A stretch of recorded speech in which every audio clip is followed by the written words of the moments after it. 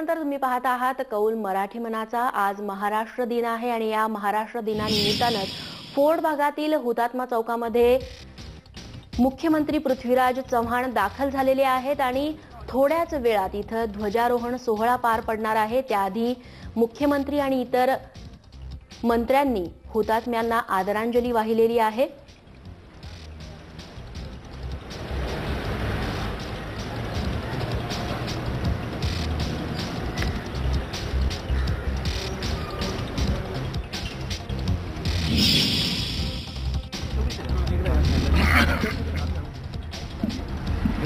महाराष्ट्र राज्याच्या वर्धापन दिनानिमित्त मी राज्याच्या सर्व नागरिकांना माझ्या हार्दिक शुभेच्छा देतो। हे वर्ष सर्वांना सुखाचं, समाधानाचं आणि समृद्धीचं जावो अशी शुभकामनाही सर्वांना देतो। धन्यवाद। युरोपियन देशांनी आंब्यासोबत 4 भाज्यांवरती लावलेल्या प्रतिबंधाची आजपासून अंमलबजावणी होणार आहे। दरम्यान युरोपनं भारतीय आंब्यावरती घातलेला निर्बंध हटवण्यासाठी सरकार पातळीवर देखील आता हालचाली सुरू झाल्या आहेत। त्या पार्श्वभूमीवर केंद्र सरकार युरोपला शिष्टमंडळ पाठवणार असल्याची माहिती मुख्यमंत्री पृथ्वीराज चव्हाण यांनी दिली आहे। शिवाय या शिष्टमंडळात राज्याचा देखील प्रतिनिधी असावा यासाठी प्रयत्न करणार असल्याचं मुख्यमंत्र्यांनी स्पष्ट केलंय। दरम्यान युरोपच्या वनस्पती आरोग्य समितीनं घेतलेल्या या बंदीच्या निर्णयामुळे कोट्यवधी रुपयांच्या विदेशी चलनाला आंबा निर्यातदारांना मुकावं लागतंय।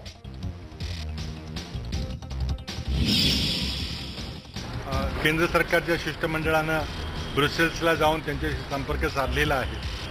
त्यामध्ये निर्यात करताना काही काळजी घ्यायला पाहिजे होती, ती घेतली गेली नाही असा युरोपियन युनियननं आक्षेप घेतलेला आहे। परंतु महाराष्ट्र सरकारच्या वतीनं मी केंद्र सरकारला विनंती केलेली आहे की जेव्हा केंद्र सरकारचं शिष्टमंडळ ब्रुसेल्सला जाईल, युरोपियन युनियनकडे चर्चेला जाईल, तेव्हा महाराष्ट्र शासनाचे काही प्रतिनिधी देखील सोबत यायला तयार आहेत। महाराष्ट्र सरकारने आपलं मत केंद्र सरकारला कळवलेलं आहे। काँग्रेस प्रवक्ते मनीष तिवारी यांनी नितीन गडकरी यांच्यावरती केलेल्या आरोपांनंतर गडकरींची लेखी माफी मागितली आहे। तसंच तिवारींच्या विरोधात भाजपच्या नितीन गडकरींनी दाखल केलेला मानहानीचा खटला देखील मागे घेतलाय। काही दिवसांपूर्वी आदर्श सोसायटीत गडकरींचा फ्लॅट असल्याचा आरोप तिवारींकडून करण्यात आला होता। त्यावर तिवारींचे आरोप बिनबुडाचे असल्याचं सांगत गडकरींनी तिवारींवर मानहानीचा खटला दाखल केला होता।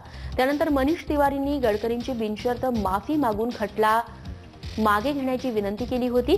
त्यानंतर नितीन गडकरींनी देखील महानगर दंडाधिकारी न्यायालयात अर्ज दाखल करून काल आपली तक्रार मागे घेतली।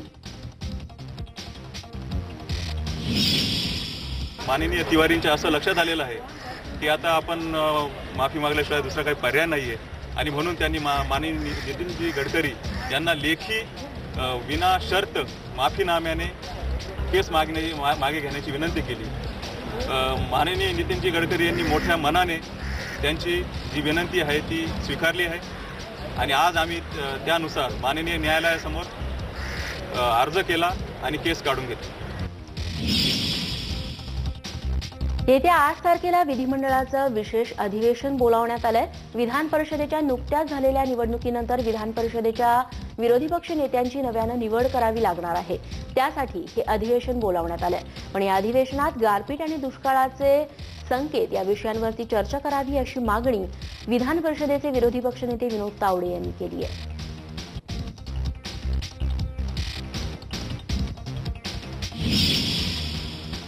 पण आपली काही पदं घोषित करायची आहेत म्हणून अधिवेशन बोलवायचं मला खरं आश्चर्य वाटतं आणि आम्ही आज सरकारला हे स्पष्ट केलं की अशा प्रकारच्या अधिवेशनाच्या चर्चेसाठी आपण एकत्र बसू, सगळे चर्चा करू आणि ज्या दुष्काळाला जर वेळेत काळजी घेतली तर शेतकऱ्याला कमी त्रास होईल यासाठी अधिवेशन बोलवा।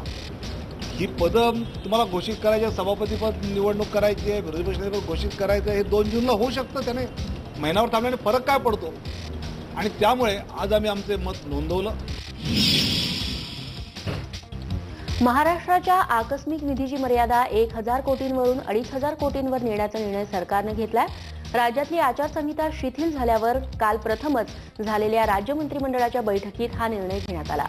5 एप्रिल रोजी निधीची मर्यादा 1000 कोटी करण्यात आली होती. यावर्षी जानेवारी ते एप्रिल महिन्यात राज्यात अनेक ठिकाणी गारपीट झाली, त्यामुळे शेतकऱ्यांचं मोठ्या प्रमाणात नुकसान झालंय. त्यांच्या मदतीसाठी या निधीचा वापर करण्यात येणार आहे. त्याचप्रमाणे कोस्टल पॉलिसिंगसाठी राष्ट्रीय 55 एकरची जादा जमीन देण्याचा निर्णय देखील काल मंत्रिमंडळाने घेतला.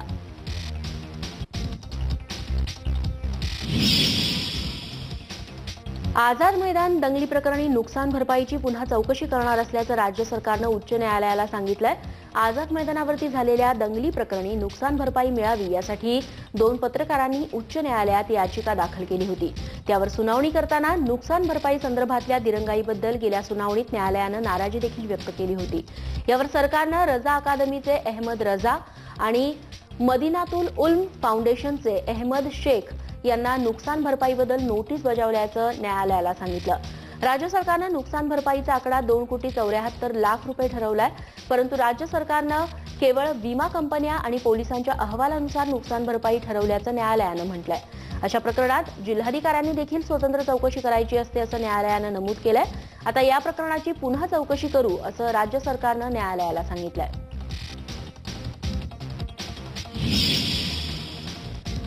राज्यात परभणी, नागपूर, सांगली आणि अकोल्यात काल वादळी वाऱ्यासह पाऊस पडला.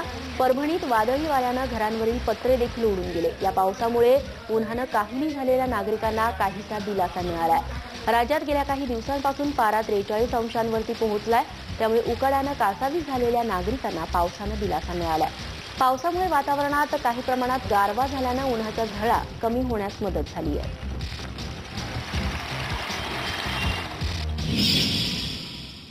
बुलेटिनमध्ये घेऊयात एक छोटासा ब्रेक. बघत रहा कौल मराठी मनाचा.